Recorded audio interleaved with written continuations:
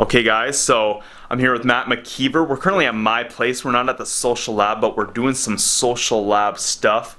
We were just set up for our frequently asked questions video. So as you can see, we got lights going on, cameras are everywhere right now, and we kind of just wanted to do a little discussion here for you today and just kind of discuss like why would people even want to live in this house, right? So we've been talking about this house a lot, but we haven't even really explained why you'd want to be a part of it.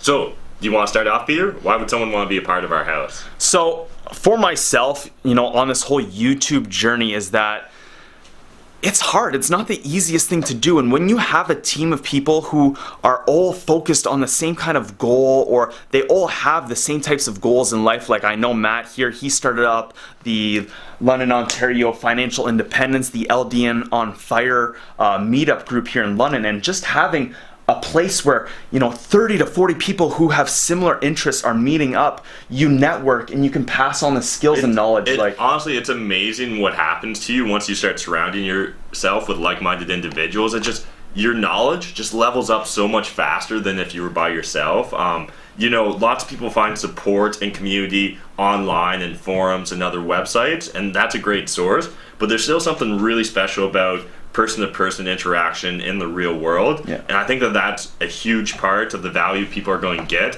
from the social lab. But in addition to that, I think also just one of our biggest value adds is simply, we haven't overly explained it, but half-price rent. I mean, half-price rent, how can you go wrong with that? And the idea there is simply that these young creatives, these entrepreneur types, they'll be able to really focus on their craft. They can really double down on their skill sets and what's important to them without worrying about the money problem quite so much. So instead of living in an apartment that might cost $800 a month, they'll be paying us $400 a month.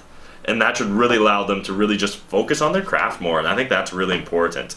Because I know that, how much time do you spend making videos, Peter?